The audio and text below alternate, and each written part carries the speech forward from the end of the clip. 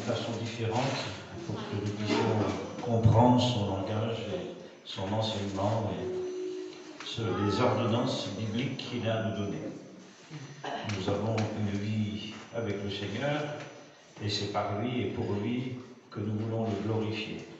Nous ne pouvons rien faire sans lui. Mais ce matin, il était question de miracles, de guérison. Vous avez écouté les interventions et les cantiques qui sont dirigés d'une façon extraordinaire où le Seigneur dirige toutes choses. Car c'est lui le maestro. C'est lui qui est le chef de l'orchestre et il est au centre, chef de l'Église de Jésus-Christ. Mais je voulais vous parler, et je mettrai un terme à mon sujet, les 7 significations des 7 pains, de la multiplication des pains et des 7 corbeilles.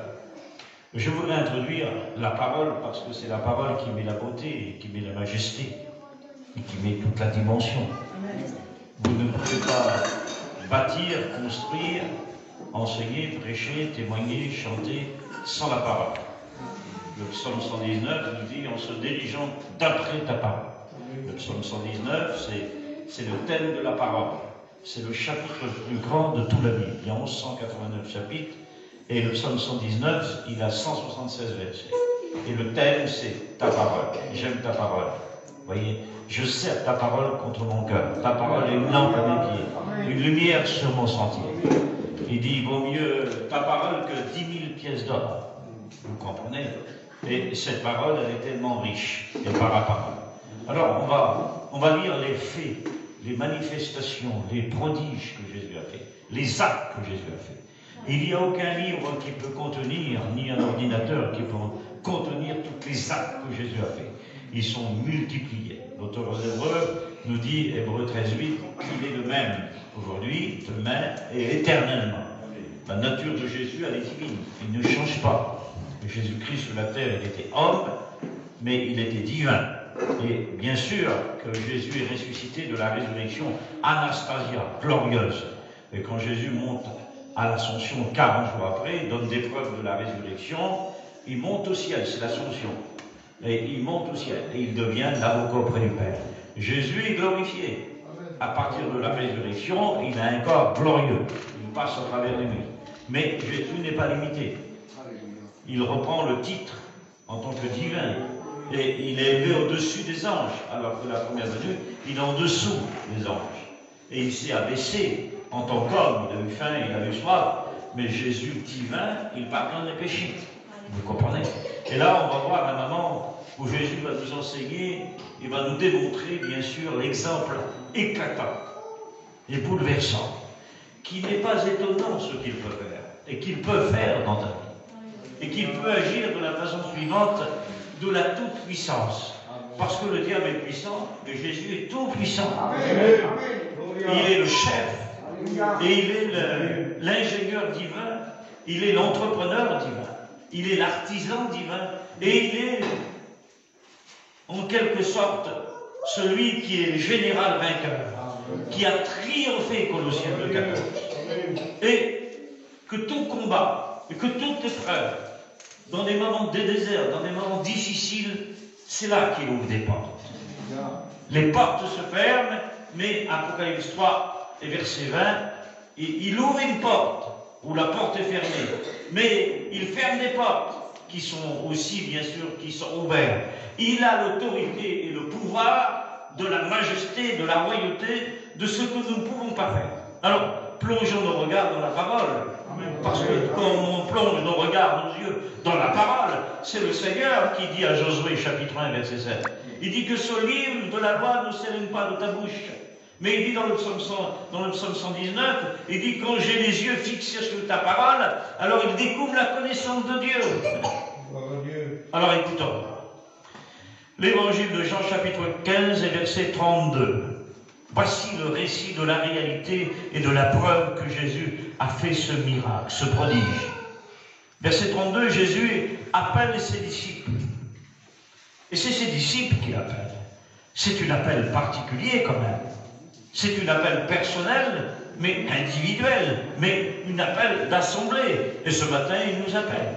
Il nous appelle à une sainte vocation. Il appelle ses disciples. Ce n'est pas ceux qui ne sont pas disciples, c'est ceux qui sont disciples.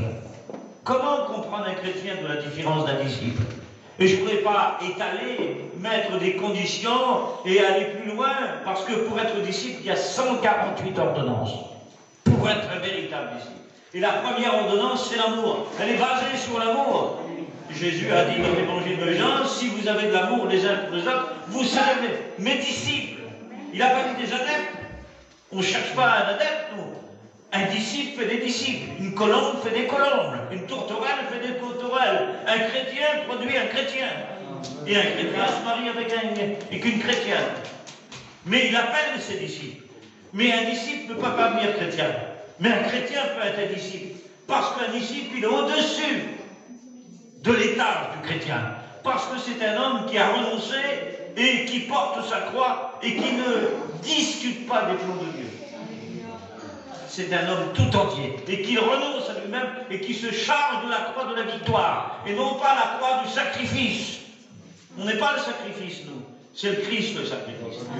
Et un disciple, il porte la croix non pas du fardeau, mais du triomphe. La croix n'est qu'un rappel de la victoire. Quand le diable regarde la croix, il a vu sa défaite. Quand les démons regardent la croix, il tremble. Et ce n'est pas le bois de la croix. Le bois de la croix, selon l'origine historique, c'était du bois de cèdre, un bois très dur. Mais ce qui fait la victoire, ce n'est pas la croix, c'est celui qui est sur la croix. C'est le Christ et qui est ressuscité. Alors on comprend. Et là, il dit, je suis aimé de compassion pour cette foule. Car voilà 3 jours qu'ils sont près de moi et ils n'ont pas mangé.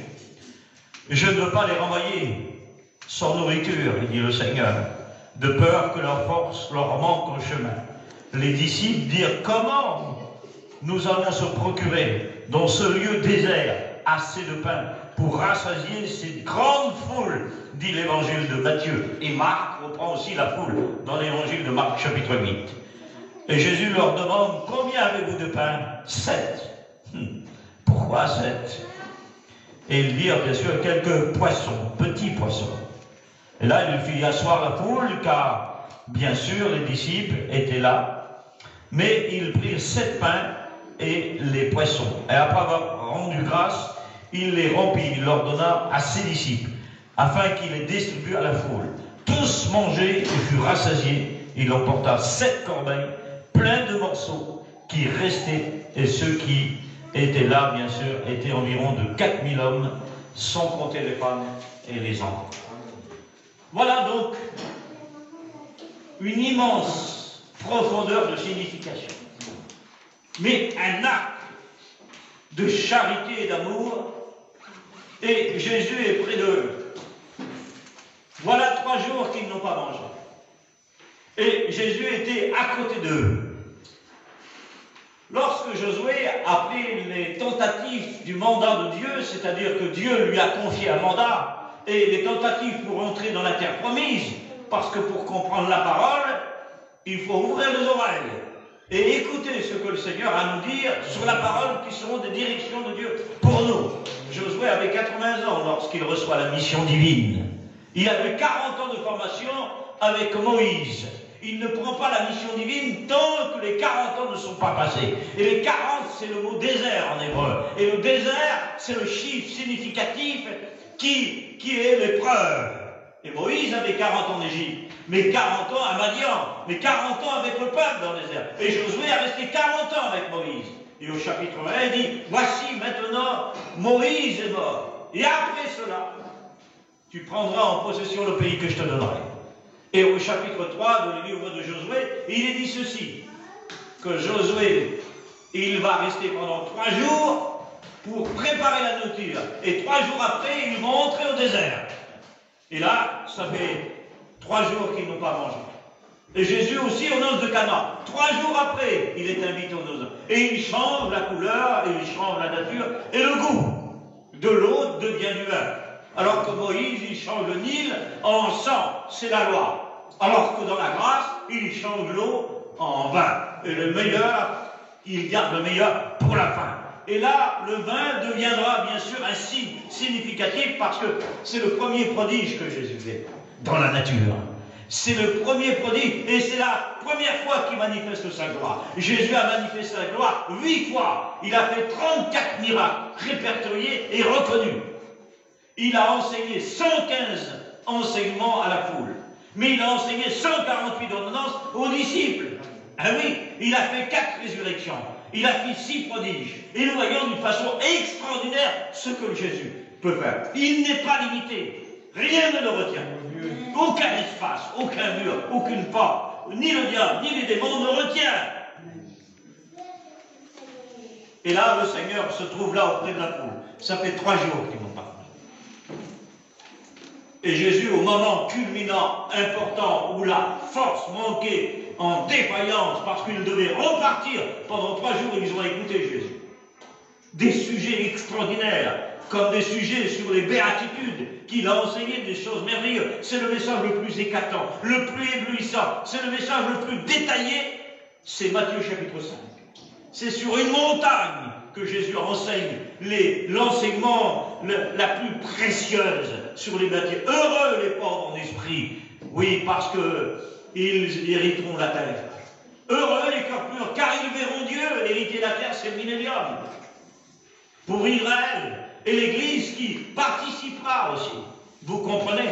Et d'une façon où l'Église a une mission différente qu'Israël, Dieu qui attend le Messie et qui régnera et les martyrs qui rentreront dans le millénium. Mais je ne voudrais pas rentrer dans cette doctrine. Je voudrais rester dans ce trajectoire que Dieu me donne. Et là, nous voyons d'une façon extraordinaire ce que le Seigneur peut faire. Et qu'il agit d'une façon merveilleuse. Et 3 jours qu'ils n'ont pas mangé. Mais Jésus ne veut pas qu'ils repartent. Qu'ils repartent de cette façon-là. Leur force était manquée. Il y a peut-être combien de jours que tu manges pas. Josué, il faut les préparer la nourriture pendant 3 jours pour aller conquérir Jéricho. Tant que là, ils ne peuvent pas fouler, ils ne peuvent pas que leurs pieds rentrent dans le Jourdain. C'est le premier miracle que le Jourdain ouvre avec l'arche de l'Alliance. Ils devaient suivre l'arche de l'Alliance pendant 1 kilomètre, c'est-à-dire 1 kilomètre de distance.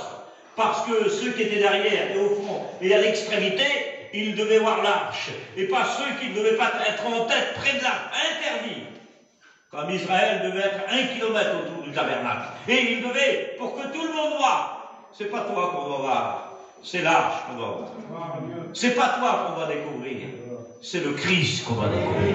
L'arche de l'Alliance, c'était du bois d'acacia recouvert d'or, dans la loi. Et il était comme un coffre qu'on portait la parole et la manne, le bâton d'Aaron, les 10 commandements, 3 choses. Dans le Nouveau Testament, il n'est pas du bois d'acacia, il n'est pas d'or, il est de chair. C'est la parole habitée parmi nous. Jean, l'évangile de Jean, chapitre 1, il est venu, il dit au commencement, tout était créé par lui. La parole était orientée, elle était divine, la parole. Et tout était fait par elle. Mais il dit, la parole, elle est habitée parmi nous, pleine de grâce, pleine de gloire. Il dit, cette parole, c'est le Logos qui est venu parmi nous. Et le texte grec dit, il est venu tabernacler. Il est venu dresser son tabernacle. Parce que Dieu a ordonné au peuple d'Israël de dresser un tabernacle du bois d'acacia. Parce que le bois d'acacia résistait au désert. Le bois d'acacia, c'est le seul bois qui se régénère. Lorsqu'il y a une faïence et qu'il y a un trou, il se régénère. Et c'est un bois résistant. C'est le symbole de la nouvelle naissance. Dieu nous a donné, nous sommes le tabernacle de Dieu. Nous avons reçu le caractère du Christ. Et cette nouvelle naissance, c'est un bain de purification, c'est une nouvelle vie, c'est une résurrection spirituelle. C'est la nature du Christ, c'est le caractère du Christ devant la méchanceté, la cruauté, devant l'épreuve, devant le péché. Parce qu'on est mort au péché, Romains chapitre 6. On est enseveli avec Christ. Et quelqu'un qui est mort ne réagit plus. Et toutes choses sont passées, mais toutes choses sont de nouvelles. Mais Jésus est auprès d'eux. Il dit, voilà 3 jours qu'ils n'ont pas mangé. Jésus est ressuscité le 3e jour. Significatif. Et là, il dit, Jésus est ému de compassion. Ému de compassion. Et leur force est en manquer. Le mot compassion, il est riche dans la Bible. Il est comme le soleil éclatant. Il est comme un bouquet de fleurs qui éclate au milieu d'un jardin. Il est comme une couronne sur la tête du roi. La compassion, elle est comme une ceinture qui nous sert. La compassion, c'est le mot significatif dans le texte grec, ça veut dire prendre aux entrailles. Et Jésus a eu 8 fois compassion. Pour le fils prodigue, il a compassion. Voyez, Pour le malade, il a compassion. Pour la foule qui n'a pas, il est ému de compassion. Pour Lazare, il est ému de compassion. Son ami, celui qui est né à Béthanie, il est ému de compassion. La compassion, elle est baignée dans l'amour. Elle est imprégnée dans l'amour. Vous ne pouvez pas avoir de la compassion si vous n'avez pas l'amour agapou, l'amour divin, l'amour surnaturel, l'amour incréable, l'amour qui n'a pas de commencement, l'amour qui ne finit pas, l'amour qui embellit, l'amour qui enrichit, où le salut est lié dans l'amour, où le salut fait partie de l'amour, le ministère et s'exerce dans l'amour. Il n'y a pas de beau ministère, il n'y a pas de message, il n'y a pas d'enseignement. Si vous n'avez pas l'amour, vous ne pouvez pas exercer les dons spirituels. Si vous n'avez pas l'amour, 1 Corinthiens chapitre 13, même si j'aurais la foi transporter les montagnes, si vous n'avez pas l'amour, alors c'est vain. L'autorité c'est l'amour, c'est être autoritaire. La vérité c'est l'amour, c'est de la faiblesse. Vous n'aurez pas de victoire si vous n'avez pas d'amour. Vous n'aurez pas de belle maison si vous n'avez pas d'amour. Vous ne pourrez pas bâtir de construction et de réveil. Vous n'aurez pas de réveil autour de vous si vous n'avez pas l'amour. Mais si vous avez l'amour, ça signifie que vous êtes né de nouveau. Parce que la nouvelle naissance est la porte ouverte à l'amour. Parce que Dieu est amour. Ah, il dit, car Dieu est amour. Et Jean 4,8, il est amour. L'amour, la Bible est imprégnée de l'amour. Jésus, le caractère de l'amour. Dieu est amour. Le Saint-Esprit, il répond l'amour. Avez-vous l'amour? L'amour, Jésus est ému de compassion. Ça veut dire compatir. Compassion veut dire prendre part à la souffrance. Est-ce que nous prenons part à la souffrance des autres? Sommes-nous prêts à souffrir pour les autres? Pleurer avec ceux qui pleurent? Donner avec ceux qui n'ont rien? Partager avec ceux qui ont? Et le Seigneur va continuer par cet exemple extraordinaire. Et là, Jésus, voyant, regardant la foule, ému de compassion. La compassion nous donne une vision. La compassion nous donne une horizon. La compassion nous rapproche de la foule. La compassion nous donne à voir du pain ceux qui ont faim. Isaïe 55. Et là, les disciples répondent et disent, si nous avons que 7 pains. Nous avons 7 pains. Parce qu'un si grand nombre de foules veut tout que nous leur envoyons. Et Jésus va faire la multiplication avec 7 pains. Alors qu'au chapitre 14 de Matthieu, 2 chapitres avant, à l'époque où Hérode va faire mourir Jean-Baptiste, ah oui, avec quelques pains, 5 pains, il va nourrir combien? 5000 personnes. Et là, avec 7 pains, il va diminuer, augmenter les pains, il va nourrir combien de personnes? 4000. On va faire un décompte après. Il y a plus que ça. 7 pains. Et là, nous avons cette signification. 7 significations des 7 pains. Le chiffre 7 est glorieux. Pourquoi Jésus a-t-il choisi, a-t-il voulu, en particulier, que les 7 pains font la base de la multiplication des pains? Parce que dans la Bible, le chiffre 7, c'est le chiffre parfait. Mais c'est le chiffre de la divinité. Parce que Dieu est parfait. Le chiffre parfait. Un jour, on a pris la Bible. Nous, on est des convaincus. On sait que la parole, elle est la parole de Dieu. Jean 17, 17, ta parole, il a dit. Non, il n'a pas dit ma parole. Il a dit ta parole. Il a dit sur Dieu le Père. Jésus a dit, ta parole, elle est la vérité. Jésus ne s'est pas procuré. Il ne s'est pas élevé. Il ne s'est pas trôné. Il dit, ma doctrine, elle vient de toi. Mais pourquoi il n'y a pas de lui? Il dit, elle vient de toi, parce que tu m'as enseigné toutes choses. Ah, c'est Dieu qui enseigne. Mais Jésus est l'intermédiaire de la doctrine. On était frappé de sa doctrine, qui veut dire littéralement, on était bouleversé, remué, parce que la doctrine, elle vient de lui. Nous restons dans l'unité de la doctrine, nous ne pouvons pas changer. Savez-vous que la mission Vie Lumière, c'est la doctrine la plus puissante du monde? Savez-vous que nous allons rester dans les pas, dans les traces de nos anciens? Savez-vous que la doctrine, elle est merveilleuse? Celui qui demeure dans la doctrine, il a Dieu le Père, Jésus le Père, et le Fils, et le Saint-Esprit, dit l'apôtre Jean, n'allez pas au-delà ce qui est écrit, mais restez dans la parole. Amen. Et un jour, on a passé la Bible dans l'ordinateur le plus grand du monde en Amérique.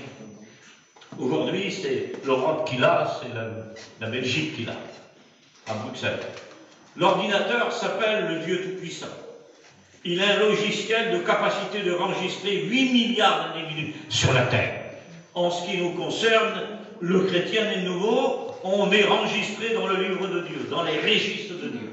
On est dans le livre de la mémoire de Dieu. Mais il a une faculté, une capacité de réagir devant des dévastations et devant des conflits agriculture et scientifiques. Et ils ont voulu passer la Bible dans l'ordinateur. Il a un logiciel de 6 de 6 pour le découvrir. 666, déjà là, préparation à la bête qui va venir après l'enlèvement de l'Église. Parce qu'après l'enlèvement de l'Église, c'est un séducteur, 3 ans et demi, et 3 ans et demi diabolique. C'est une préparation devant la mondialisation qui doit se faire, dont Macron est le président de l'Europe, et qui organise aujourd'hui, est un type prophétique qui doit arriver les choses. C'est un parallèle, c'est des flashs qui arrivent. C'est une similitude qui doit arriver. Mais l'Église, elle est devant l'agneau, elle. Apocalypse 4.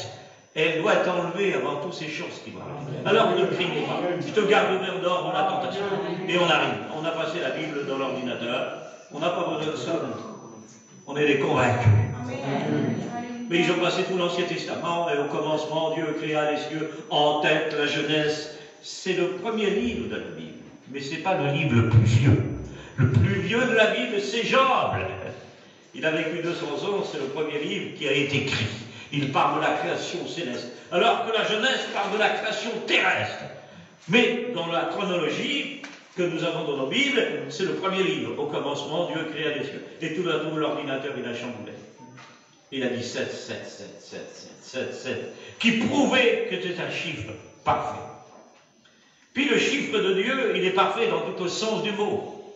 Car c'est la perfection de Dieu. Dieu fait des choses merveilleuses. Et il peut le faire d'une façon, et nous l'avons écouté dans les couloirs d'hôpital. Il a tout créé en 6 jours, mais le 7e jour, il s'est reposé. Il a tout fait. Et la première création, c'est les anges. Psaume 148, ils ont été créés par un commandement de Dieu. Hébreux chapitre 1, il dit qu'ils sont des esprits au service de Dieu. Qui sont-ils? Où sont-ils? Ce sont les anges, les êtres célestes. Et ils sont au service de l'Église. Et ils n'ont pas le droit de regarder Dieu. Isaïe chapitre 6, les saramins qui veut dire brûlant. Et leurs ailes entrecroisées, unité. Mais les anges n'ont pas d'ailes. Ils ne sont pas matériels, ils sont d'esprit. C'est pour symboliser, c'est pour représenter. C'est une compréhension si profonde que nous ne pouvons pas comprendre et significative par rapport à ce que nous, parce que la Bible a un langage. Et si Dieu nous parlerait d'une façon divine, et Jésus, le Saint-Esprit, on ne comprendra pas. C'est pour ça que Jésus dit, je vous parle en parabole, car si je vous parle ouvertement, vous ne comprendrez pas. Et Jésus a enseigné 39 paraboles. Et la parabole, ça veut parabolique, comparaison, image. Et Jésus nous parle. Et là, la première création, c'est les anges. Deuxième création, c'est les cieux et la terre. Et la sixième, et la troisième, c'est la création des 6 jours, où Dieu a tout restauré. Il a tout mis en évolution. Il a tout. Dévastation, lorsqu'il y a eu le tohu-bohu, qui a été employé par les présidents, qui veut dire en hébreu dévastation, informe et vide, et qui se trouve dans Genèse chapitre 1, verset 3. Et Dieu créa les cieux et la terre, et il y a eu un vide après cela. C'est dans l'original, c'est tohu-bohu. Mais Dieu va tout restaurer. Je voudrais te dire que ce matin, il veut tout restaurer. Amen. Il va mettre ton foyer en ordre, ta vie en ordre. Il va tout mettre en ordre. Parce qu'ici, le diable, d'après la chute, il est tombé, Ézéchiel 28, 14, et voilà, tu as un astre brillant, qui veut dire en latin, Lucifer, astre brillant, étoile. C'était une étoile. Mais te voilà tombé, on te cherchera, on te trouvera plus. Parce que Dieu n'accepte pas. Dieu ne supporte pas. Ce qui est, bien sûr, en lui, ce qui a péché, alors il le jette. Parce que le péché ne s'est pas trouvé vers Dieu, ni dans le ciel, mais s'est trouvé en lui, dit le texte hébreu. En lui, à l'intérieur de lui. C'est-à-dire de s'élever au-dessus des ordres, des étoiles de Dieu, et d'être semblable au Très-Haut. Et Isaïe chapitre 14, verset 12, et il est tombé. Bien sûr qu'il est tombé. Et c'était une chute terrible. Mais Dieu ne supporte pas. Et il a désobéi, il y a eu le tohu-bohu et dévastation. Et c'est pour ça qu'il va tout restaurer dans les 6 jours. Et nous voyons que Dieu va tout restaurer. Et le 7e jour, Dieu se repose. Crise dont on arrive à la divinité, le chiffre 7. Pourquoi 7 pains? Eh bien voilà, le nom de Jésus en hébreu, Yahshua, ça signifie 7 significations. Comme les 7 chandeliers à 7 branches. Vous comprenez? 7 significations. Et c'est le chiffre parfait. Car le mot Jésus, dans le Nouveau Testament, est cité 1000 fois. 530 fois, il est cité Christ. 7000 fois, il est cité Seigneur. Mais le chiffre parfait, dans l'Ancien Testament, Dieu a parlé 7000 fois. Et il a parlé 3 fois dans le Nouveau Testament. Et si vous entendez sa voix, n'endurcis pas votre cœur, car il parle ce matin. Il parle encore. Et le nom de Jésus, ça veut dire salut. Ah oui, c'est le salut, Jésus-Christ. C'est le prince du salut. C'est le sujet du salut. Les prophètes ont annoncé le salut. Ils ont vu le roi. Abraham s'en est réjoui à son sujet sur le Messie. Mais ils ne l'ont pas vu. Siméon le portait dans ses mains. Ah oui, mais nous, il a eu la joie de le porter dans ses mains. Oui, mais nous, il est dans nos cœurs. Vous voyez, et c'est le salut que mes yeux ont vu, que tu as préparé, et les prophètes l'ont prophétisé. Jean-Baptiste l'a présenté. Vous comprenez? Et Siméon l'a porté dans ses bras, et l'a présenté à 40 jours au temple, avec un sacrificateur. Et on expiait des tourterelles, on offrait à Dieu. C'était un juif, c'était le judaïsme. La différence de la présentation de nos enfants, elle n'est pas une doctrine. C'est un acte spirituel qu'on présente à Dieu. Il ne faut pas un lieu, il ne faut pas une temple, il ne faut pas qu'il soit circoncis. À 40 jours, on le présente au Seigneur, ce n'est pas une doctrine. C'est le présenter à Dieu, c'est l'offrir à Dieu, c'est le donner. Qu'est-ce que tu as donné?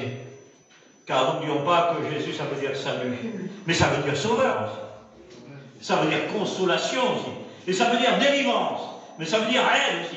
Et ça veut dire secourir. Et ça veut dire bonheur. Parce que vous n'avez pas, si vous n'avez pas Jésus, vous n'avez pas de bonheur. Il est impossible d'avoir, il n'y a pas de bonheur sans le Christ. Le Saint-Esprit, c'est un chiffre 7 aussi. Le Saint-Esprit, il est glorieux, il est extraordinaire. Son origine, il est de toute éternité. Il n'a pas de début, il n'a pas de commencement. Voilà l'importance, la personnalité, la divinité du Saint-Esprit. Le Saint-Esprit, il est divin, c'est-à-dire qu'il existe par lui-même et qu'il n'a pas été créé et que de tout temps, il est partout à la fois, omniprésent, omniscient. Il peut tout, il est créateur avec Dieu. Dieu a créé les cieux. Jésus est le sujet des cieux et de la terre. Apocalypse 3 et verset 11, verset 14. Il n'est pas le commencement de la création, dit Louis II. Il a fait une erreur, Louis II. Il est le prototokos. Dans le texte grec, ça veut dire il est le principe. Et le texte original dit tout a été créé par lui. Il est le chef de la création. Et Colossiens 1,16, tout a été créé par lui, à travers lui, et en lui. Tout a été fait par lui. Et n'oublions pas que le Saint-Esprit, il est divin, mais il est créateur. Mais qui a orné les cieux? Alors Dieu a créé les cieux, Jésus, tout a été fait pour lui, vous l'avez compris, et le Saint-Esprit est créateur. C'est lui qui est créateur, mais qui a donné des couleurs au ciel? Alors l'auteur Job le dit ceci, Job dit, il a orné le ciel, le texte hébreu dit, il a donné des couleurs au ciel. Et quelle couleur qu'il a donné? La couleur bleue. Ben, elle était où le bleu? Ça signifie quoi? Pourquoi le bleu? Eh bien, le bleu, c'est la couleur que Dieu a choisie dans l'Ancien Testament. Les tapis du tabernacle, les 11 tapis étaient bleus. Les voiles du tabernacle, pour recouvrir tous les 7 objets du tabernacle, étaient bleus. Les épaulettes, les objets du sacrificateur étaient bleus aussi. Les enfants d'Israël portaient une frange, 4 franges, les 4 points cardinaux de la croix. 4 franges où il y avait le nom de Dieu dessus. La totalité, c'était le 26. Et il y avait le nom de Dieu, et il y avait un cordon qui était bleu. Et Dieu dit, tu ne toucheras pas la frange. Et la femme qui était malade, elle a touché le bord du vêtement. Elle a dit, si seulement je pourrais toucher le bord du vêtement. Mais elle vient derrière Jésus, parce qu'il y a la partie religieuse. Si elle vient devant, qui savent qu'elle est malade, elle est lapidée. Elle était impure. Pas le droit, elle était impure. Tu ne toucheras pas un homme saint. Si tu touches un homme saint, alors il deviendra impur et se lavera pendant 5 jours avec la cendre de la vache rouge. Parce que la vache rouge, C'est ce qu'Israël est en train de chercher, qui a trouvé le troupeau pour la reconstruction du nouveau temple, le 3e temple. Et là, tu te lèveras et d'abord, chose. Et là, Jésus, cette femme a dit, si seulement je pourrais toucher le bord de son vêtement, elle vient derrière, c'est la loi. Elle vient derrière, c'est l'ombre des choses qui doivent arriver. Et elle s'arrête, elle touche le bord de son vêtement. Et il y a 4 significations sur les franges. Parce qu'il y avait le nom de Dieu. Et la première signification, c'est le 10, chiffre numérique. Et le 10, c'est les 10 commandements, c'est l'amour. Est-ce qu'elle a touché cette frange? Elle l'a touché, dit l'Écriture. C'est pas le bord, c'est la frange qu'elle a touché. Et quand elle touche la frange, Jésus touche. Parce que Dieu a dit dans la loi, tu ne la toucheras pas. Tu la mettras en mémoire ma loi. Elle te rappellera ma loi, tu ne la toucheras pas. Et si tu la touches, il deviendra impur. Mais Jésus n'est pas attaqué par l'impureté. Car il est pur, il est saint, en dehors d'attaque, en dehors des ténèbres, en dehors du diable. Il y a toute sainteté. Celui qui le touche, est pur. Celui qui le touche, il est bouleversé. Celui qui le touche, il est délivré. Celui qui le touche, il est guéri à cet instant. Et il touche le bord du vêtement. Et Jésus se tourne. Et quand il se tourne, parce que derrière, c'est la loi. Derrière, c'est Moïse. La loi, c'est, et vous avez Moïse, vous avez les prophètes. Mais quand Jésus se tourne, il dit, qui m'a touché? C'est Moïse qui s'en va. C'est Jésus qui prend la place. C'est la dimension de la grâce. Et pourtant, la grâce, elle n'est pas là, quoi. Elle est là en tant que personne. Mais elle n'est pas dans sa réalité. Il faut qu'attendre que Jésus meure et qu'il ressuscite pour que la grâce, elle prenne. Mais là, Jésus se tourne et dit, qui m'a touché? Et là, donc, cette femme a touché et elle fut guérie. Il dit, Jésus, je connais une puissance qui est sortie de moi. J'ai senti une force qui est sortie de moi. La voyant toute tremblante, et elle fut guérie à l'heure même. Elle a dû toucher le bord de son vêtement. C'est extraordinaire, c'est le chiffre 7. C'est pour vous rappeler la couleur, mettre en mémoire, vous rappeler la couleur. Le chiffre 7 est parfait, car il y a 7 jours dans la semaine. Les 7 chandeliers, je ne vais pas commander, les 7 dispensations. Les 7 ans de tribulation, des grandes tribulations, de 3 ans et demi et 3 ans et demi. Les 7 églises de l'Apocalypse. Éphèse, Pergame, Thyatire, Philadelphie et Spirne, 2 églises qui ont resté fidèles. Les 7 anges du jugement qui sont là et dans l'Apocalypse, ils sont prêts pour le mois et l'heure. L'église est déjà partie, Apocalypse 4. Alors que l'Antichrist apparaîtra, Apocalypse 6. C'est bizarre, 6. Pourquoi il n'apparaît pas 7? Pourquoi il n'apparaît pas 4, Apocalypse 4, la 6, ben oui, est-ce de circonstance ou est-ce inspiré par l'Esprit? Ben oui, toute écriture est inspirée de Dieu. Ben oui, parce que l'Apocalypse 4, l'Église est partie. Ce qui retient l'Antichrist, c'est l'Église, selon l'Épître à Thessaloniciens, au chapitre 2, verset 7 à 8.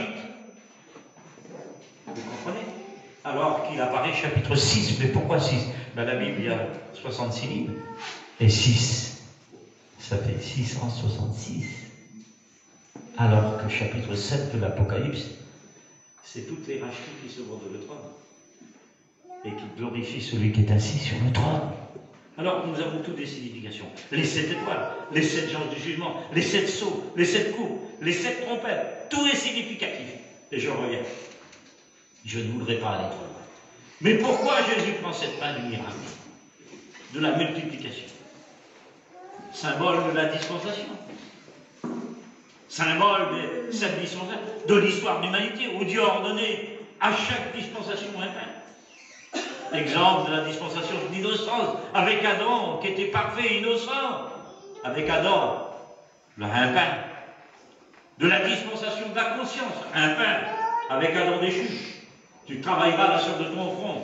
Et c'est la première fois que nous trouverons le pain.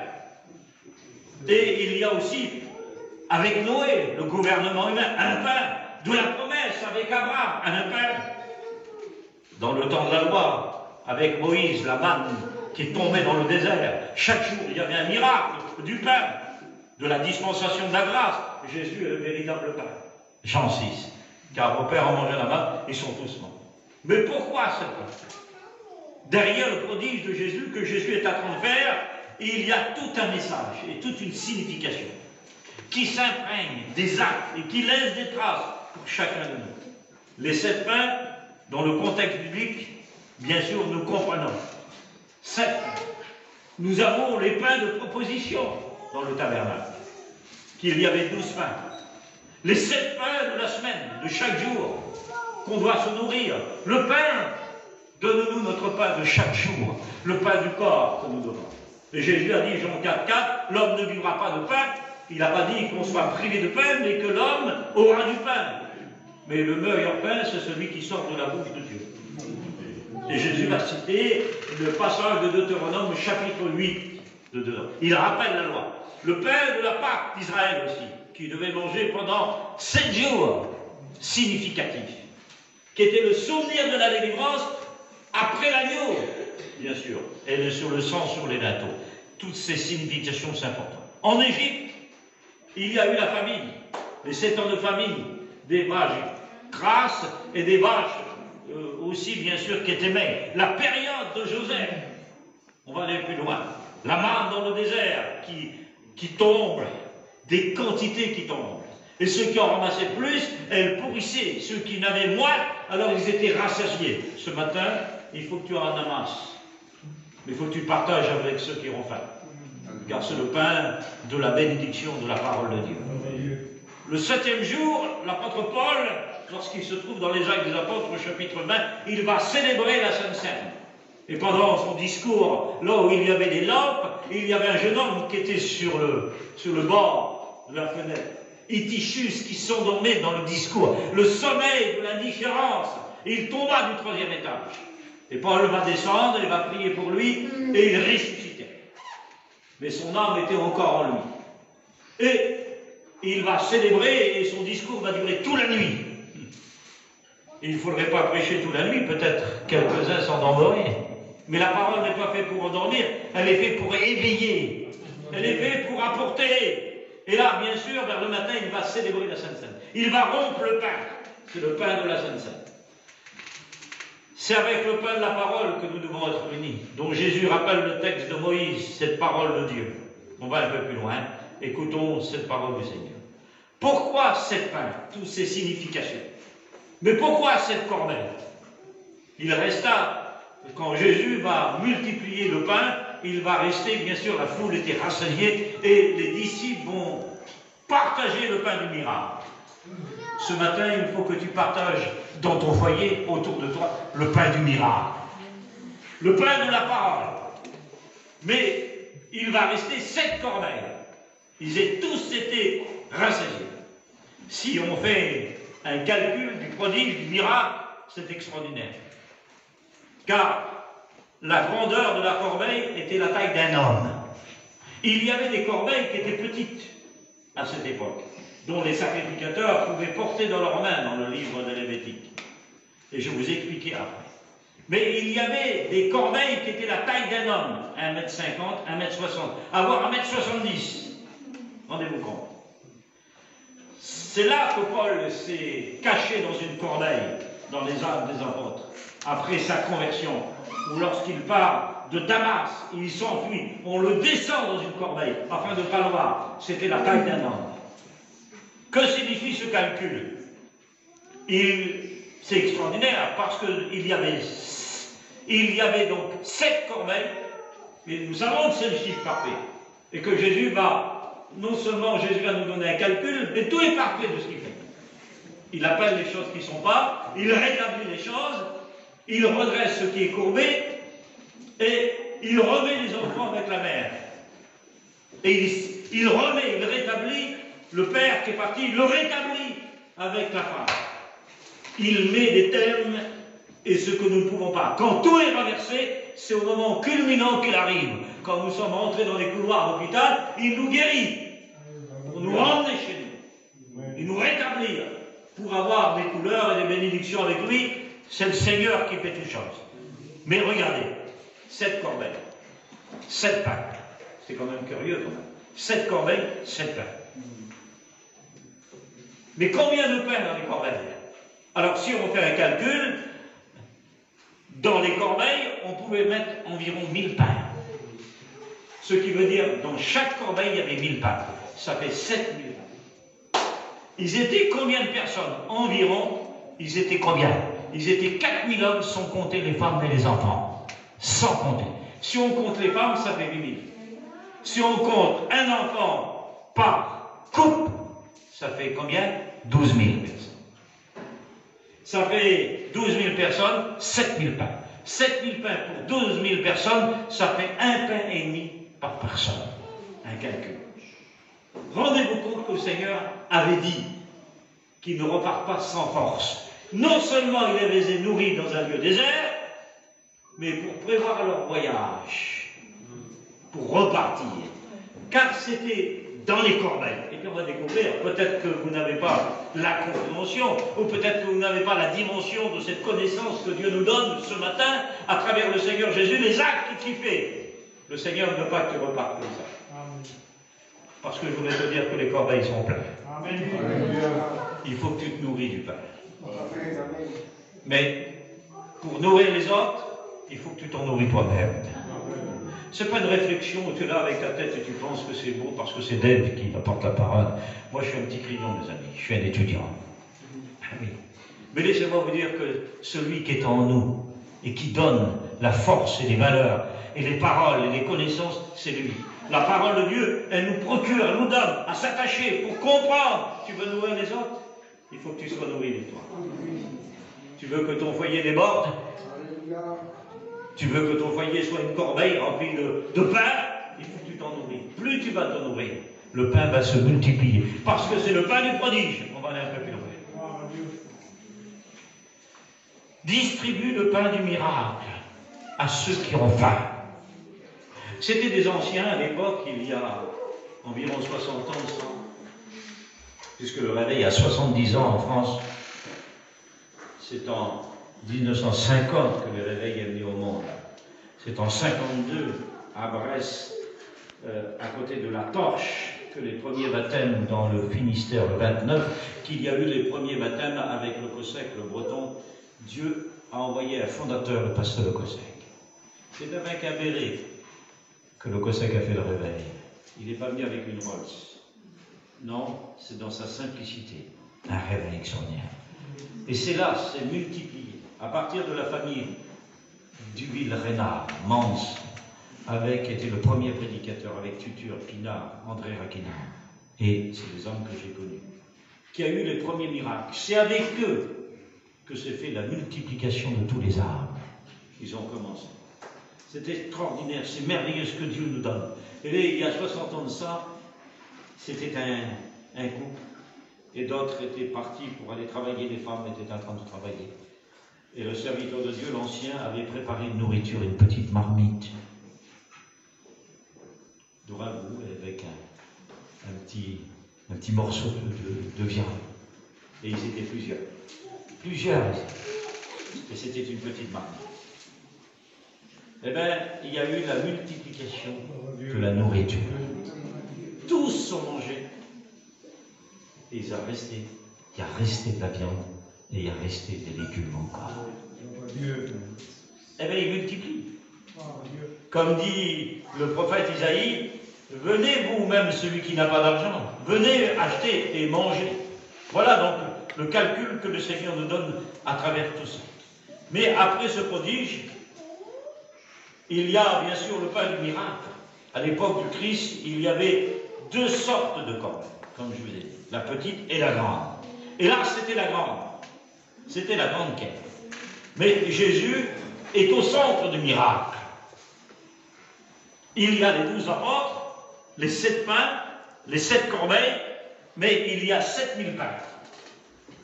Et 2 pains, 1 pain et demi pour chacun. Et puis on va regarder donc le pain de la corbeille. Regardons la richesse de la corbeille. C'était tellement riche. Voilà. Dans l'Ancien Testament, pourquoi le Seigneur a-t-il permis qu'il y a 7 corbeilles? Une corbeille pour chacun. Et les disciples vont partir. C'est environ, on ne sait pas le pays parce que c'est écrit, mais le plan géographique, on ne retrouve pas où c'est ce lieu-là. C'est peut-être à l'ouest de Galilée, peut-être. le lac de Galilée, ou là où Jésus a marché sur eux, qu'ils vont repartir. Alors Jésus va repartir, les disciples vont repartir. Et le texte de Matthieu dit qu'ils vont oublier le pain et vont le laisser pour la foule. Et c'est du pain, ces corbeilles-là dans l'Ancien Testament, au chapitre 29 et verset 28 d'Exode, c'est du pain de la consécration. C'est le pain de miracle. C'est le pain béni. Mais c'est du pain très important. Alors le Seigneur, il m'a dit, voici, lorsque on consacrait un sacrificateur, lorsqu'on présentait à Dieu notre vie, alors le Seigneur, il disait ceci, tu prendras une corbeille et tu la mettras dans ta main droite. Aaron devait mettre la corbeille dans sa main, et c'était une petite corbeille. Alors tu la présenteras et tu l'agiteras. Tu l'agiteras comme ça et comme ça. Ça signifie, tu la présenteras horizontalement et verticalement. Tu la présenteras là. C'est le signe prophétique du Messie. C'est incomprenable. Dans la loi, nous avons un signe prophétique. Horizontal, c'est vers le ciel. C'est là que Jésus dit, je suis descendu du ciel. Vos pères ont mangé la manne dans le désert, mais ils sont tous morts. Et ça, c'est le signe prophétique. Et Jésus dit, je suis descendu du ciel. Et puis verticalement, c'est le bois de la croix qui est là, c'est celui-ci, verticalement. Si vous enlevez celui-là, c'est un poteau. C'est ce qui existait dans l'Ancien Testament. Et pour libérer un esclave, alors on pointait là, ici. Et c'était la marque du sceau d'une appartenance, il était affranchi. Mais ici, c'est vraiment la croix. C'est deux bouts de bois qui forment la croix. Et qui sont unis comme la croix. Si vous enlevez ceci, c'est plus la forme de la croix. Vous comprenez? C'est les quatre nigeois avant Jésus-Christ, 200 ans ou 250 ans avant Jésus-Christ, les quatre nigeois qui ont inventé la croix. Et quand Jésus arrive, bien sûr, Pilate ordonne, le procurateur qui a la puissance et le pouvoir de crucifier, qui a une garde à César, il est envoyé par à César, mais à Césarée, il a une garde là. Et il a le pouvoir. Mais Jésus a dit, il ne t'a pas été donné, et tu n'as pas le pouvoir sur moi. Vous comprenez? Et là, le verdict va tomber que Jésus doit être crucifié. Et nous avons quelque chose, le vertical, c'est vraiment le symbole, la forme de la croix. Et il devait agiter les pains de cette façon-là et de cette façon-là. Et c'était le symbole, bien sûr, de la médiation. Ici, c'est la médiation. Quand vous comprenez, bien sûr, vous allez comprendre ce que je vais vous dire. Ça, c'est le médiateur entre Dieu et les hommes. Jésus-Christ, homme, est le seul médiateur, dit Paul dans Timothée, entre Dieu et les hommes. Nous avons tout un symbole, toute une richesse, toute une signification, toute une multiplication. Au Christ a pris la main de Dieu à la croix du Calvaire. Il a pris la main de l'humanité et les a réconciliés. Ensemble, les a unis. Mais ce qu'il faut comprendre, c'est que la croix est le symbole de la médiation. Tant que Jésus n'est pas mort, n'est pas ressuscité, il n'y a pas de médiation. Quand Jésus devient médiateur, je vous pose la question, à quel moment il devient médiateur? Et qui, sa réalisation, sa définition, sa conclusion, son affirmation, son saut, ben c'est quand il monte au ciel. Quand il s'assit auprès de Dieu, il devient le médiateur. Quand Jésus est devenu l'avocat, c'est quand il est auprès de Dieu. Quand il a établi l'alliance éternelle qui devient le souverain sacrificateur pour toujours, c'est quand il a achevé la mort et la résurrection et qu'il est ressuscité et qu'il monte au ciel. Il devient l'intermédiaire et il devient notre avocat, qui est le mot paraclé, celui qui devient notre défenseur. Les avocats sont habillés de noir. Vous savez pourquoi? Pour plaider. Tous les combats civils, tous les actes négatifs de tous les hommes, le vol, l'adultère, toutes les condamnations soient habillées de noir. Et à l'origine, ils avaient 30 boutons. Vous savez pourquoi? Parce que Jésus a commencé son ministère à 30 ans. Il est le seul avocat qui n'est pas habillé de noir. Il est habillé de pureté, de sainteté, de majesté. Il n'a pas de jugement de défense. Et au milieu de la partie d'un tribunal. Vous avez le président, celui qui enfonce la partie civile, et l'avocat, il défend. Avez-vous vu un père qui condamne son fils au milieu d'un tribunal? Non. Eh bien, Dieu le Père a condamné son fils à cause du péché.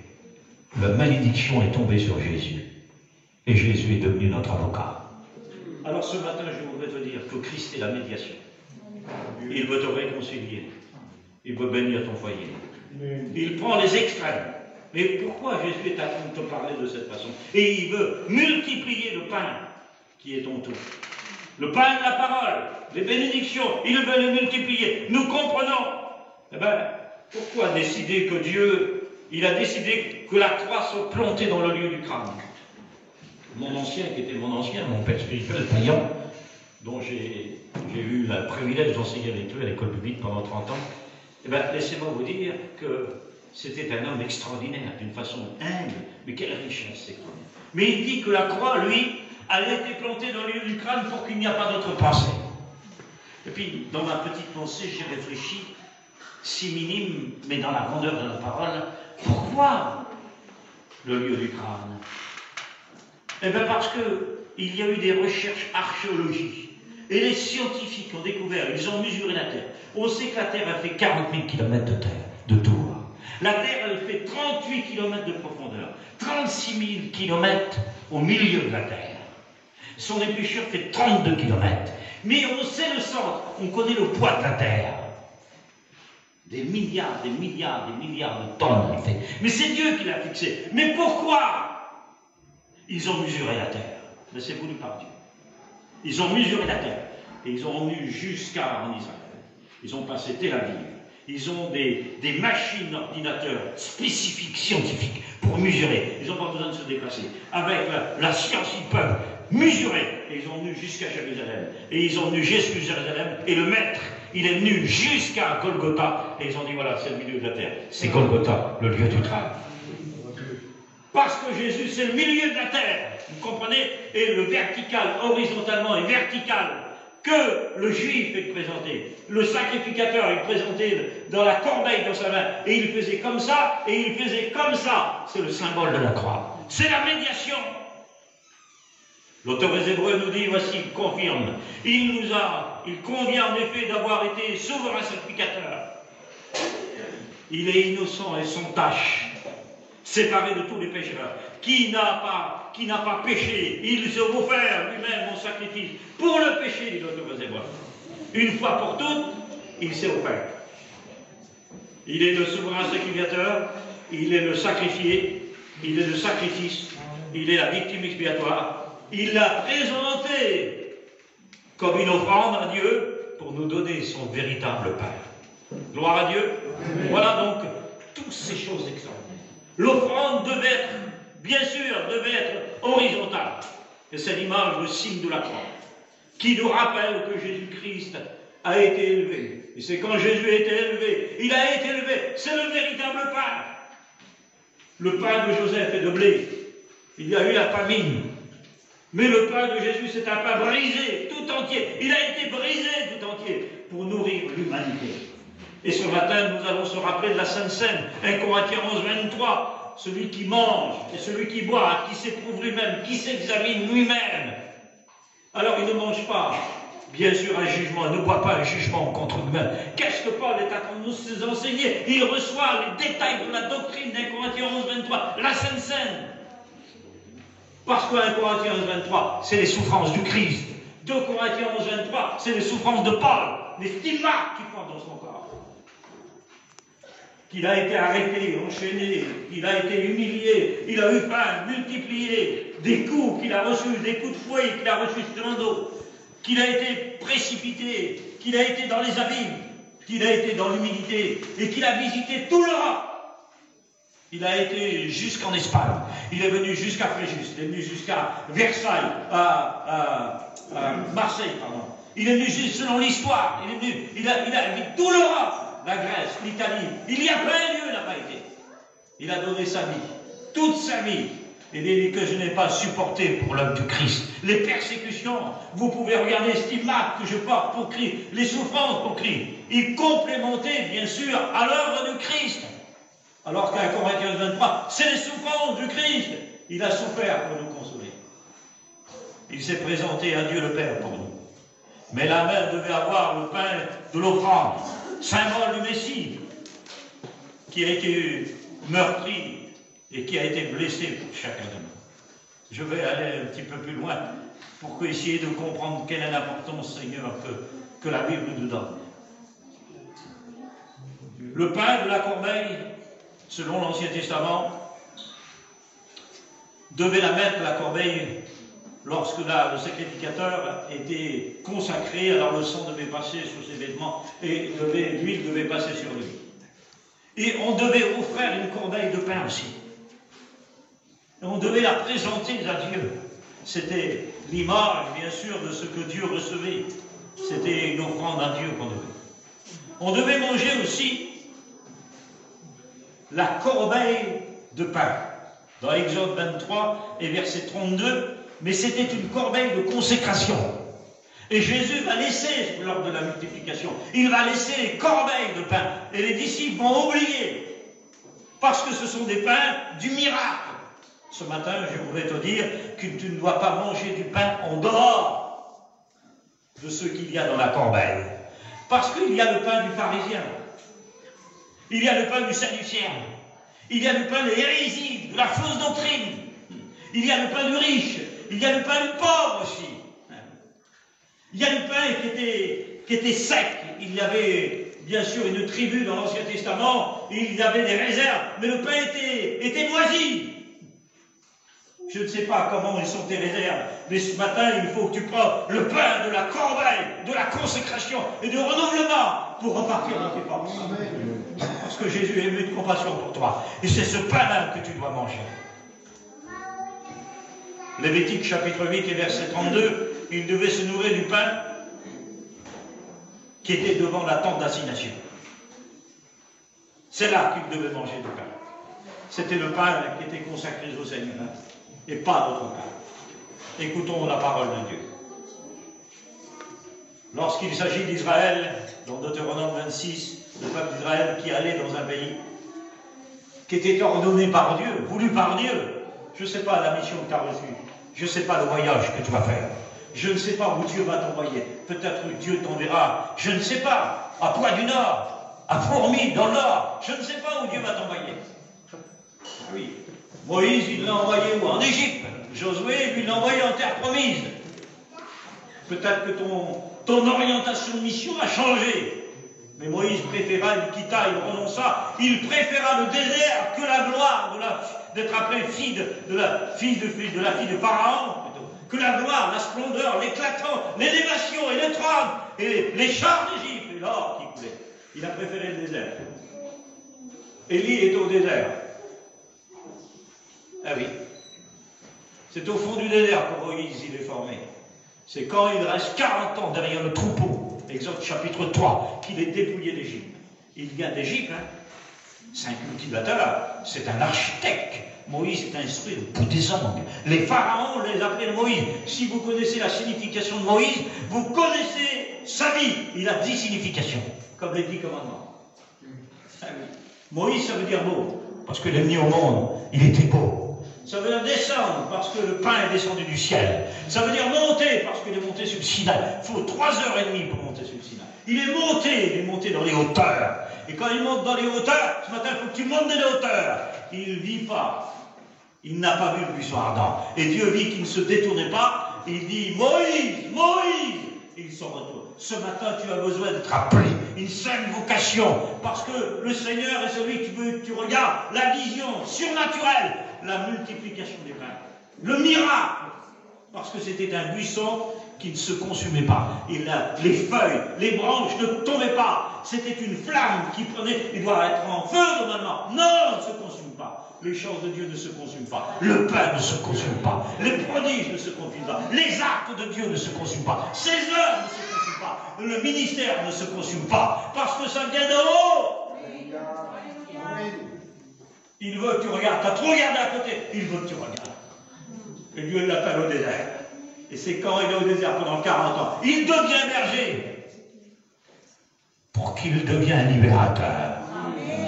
Si tu veux être un prédicateur, laisse-toi appeler par lui. C'est pas les autres qui t'appellent. C'est lui qui forme, c'est lui qui taille. Il faut que tu sois dans le désert. Et un commentaire juif nous dit ceci. C'est pas biblique, c'est un commentaire.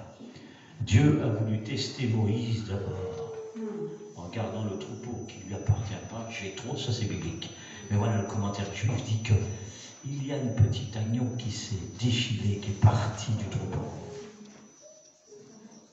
Et Dieu a voulu savoir s'il était capable, à Madian, de prendre de l'eau dans le puits pour lui donner. Amen. Tu veux tenir une église? C'est ta vision. Il faut que tu sois dépouillé d'Égypte. Tu veux être un prêcheur? Il faut que tu sois un géant. Tu veux, femme, être une femme d'étudiant prédicateur? Il faut que tu bâtis ton foyer. Tu veux recevoir le pain, la corbeille de la consécration? Il faut que tu l'huile pas sur toi, il faut que tu sois chiant, il faut que tu construis ton foyer dans la sagesse. C'est ça. Élie était au désert. C'est lorsqu'il est au désert, Élie. Et la foule est au désert. Et c'est quand Jésus est au désert qu'il fait la multiplication des 7 pains, 7000. 1000 pains par corbeille. Le pain de la consécration. Jean-Baptiste est au désert. Jésus est au désert. 40 jours, 40 nuits. L'apôtre Paul est au désert, en Arabie, à la région du Sinaï. Pendant 3 ans, il est parti. Et il est revenu. On ne sait pas pourquoi. Présentation de méditation. Soyons des petits crayons. Si tu veux être un calamos, c'est une pluie. Si tu veux être une étoile sur une bougie, mange le pain du miracle. Et tu seras un prodige pour le Seigneur. Le Seigneur, il dit, voilà Israël, quand tu partiras dans un pays, et que je te donnerai l'héritage, et que je t'établirai, c'est pas toi qui établis, c'est lui qui établit. Tu prendras en possession ce pays. Tu prendras toutes les promesses, toutes les fruits du sol. Tu les mettras dans une corbeille. Ah, encore la corbeille. Il devait aller dans le lieu choisi, où réside le nom de Dieu. Il ne fait pas comme Jonas, qui est parti à Tarsis, où Dieu l'avait envoyé à Ninive. Les catacombes et les dégradations, bon, la désobéissance va payer. Il choisit son loisir et son plaisir au lieu de la volonté de Dieu. Ne va pas si Dieu ne t'a pas envoyé. Ne lis pas si Dieu ne t'a pas dit de lire. Lis la parole, dévore-la, mange-la. Ne t'établis pas si Dieu ne t'a pas établi. Où tu es, où Dieu doit résider son nom. Suite au sacrificateur qui devait recevoir la corbeille des promesses, parce que le peuple devait prendre tous les fruits des promesses, les mettre dans les corbeilles, et devait les présenter au sacrificateur Aaron. Et le sacrificateur Aaron prenait tous les fruits des corbeilles et les présentait à Dieu. C'est quoi les fruits de ton foyer, femme? C'est tes enfants. Et Dieu dit, tu mettras une galette dans la corbeille. Tu mettras une fleur de farine et un gâteau dans la corbeille. La corbeille, c'est ton foyer. La fleur de farine, c'est ton mari. La galette, c'est ta femme. Vous comprenez? Le gâteau, c'est tes enfants. Mais n'oublie pas, tu verseras de l'huile dans la corbeille. L'huile, c'est l'onction. Vous ne devez pas être une église qui est émotionnelle, mais une église d'onction. Avez-vous vu un évangile sans salut? Y a-t-il une grâce sans le ciel? Y a-t-il une Bible sans doctrine? Ah non, il n'y en a pas. Vous comprenez? Est-ce qu'on va prendre la Sainte Seine avec du rosé ce matin? Non. Est-ce qu'on va prendre la Sainte Seine avec un gâteau? Non, on est biblique, nous, c'est avec du pain. Moi, je ne prends pas la Sainte Seine avec de la bière. Vous comprenez? On reste biblique. Jésus a pris du pain et du vin. Et c'est pas du rosé, c'est du vin. C'est public, on reste sur la parole. On n'est pas une nouvelle église, on n'est pas des ministères de la danse, non. On n'est pas des tombeurs, des souffleurs, on est des évangéliques. Et on reste sur la parole de Dieu, sur les récits de la parole. Quelle beauté la parole, qu'elle nous situe toutes ces choses. Tout cela dépend du Seigneur et du miracle qui va faire et qui va opérer. Si tu obéis à l'Éternel, ton Dieu, alors je termine. La corbeille bénie. Vous voulez entendre la corbeille bénie? Elle est basée sur l'obéissance, le prodige, de Deutéronome 28. Les promesses divines, qui est basée sur l'obéissance, qui en découle. Je t'ordonne aujourd'hui, je t'instruis aujourd'hui. Ce n'est pas une supériorité, mais dis je t'instruis. Tu seras supérieur à toutes les nations. Ta corbeille sera du pain béni, dit le Seigneur. Il est béni ton pain. Il est frais ton pain. Et il se renouvelle. Tous les jours, il se renouvelle. Tu seras béni dans ton départ et dans ta arrivée. Il mettra des projets dans ta vie et des décisions dans ton cœur. Il ouvrira des portes que tu ne connais pas. Ta corbeille ne sera jamais à sec. Plus tu la multiplieras, plus le pain se multipliera. Il y a des chrétiens qui n'ont jamais rien donné, des chrétiennes qui n'ont rien donné. Mais que ta corbeille soit pleine. Qu'elle ne soit pas remplie des choses de l'extérieur, parce que c'est une corbeille de la consécration. Il y en a 7. Il te donnera la victoire sur tes ennemis qui s'élèvent contre toi. Quand ton ennemi s'élèvera contre toi, alors il te donnera la victoire. Quand le diable t'accusera, Jésus viendra. Il sera à tes côtés, devant toi, et sur toi. J'appellerai la bénédiction sur toi. Je la mettrai avec toi. Sur toi, c'est la protection. Je la mettrai en toi, c'est l'intimité. Je la mettrai pour toi, c'est l'approbation, tu deviendras le sujet de Dieu. Il y a combien de temps tu n'as pas été béni? Combien de temps tu n'as pas été renouvelé? Ce matin, je voudrais te renouveler. Je voudrais te bénir. Je voudrais que ta corbeille soit remplie de prodiges et de pain de prodiges, parce que ce matin, j'ai décidé de te bénir. Je te conduirai. Je connais le problème de ton foyer. Je connais ton épreuve. Je sais que ta corbeille, elle est vide. Et ce matin, je veux la multiplier. J'appellerai la bénédiction et je te donnerai la bénédiction et je donnerai la bénédiction, qu'elle soit sur ton foyer, elle sera sur ta maison, elle sera à travers toi. Le lieu où tu demeures deviendra sujet et tu seras comblé de trésors du ciel. On prie le Seigneur ensemble.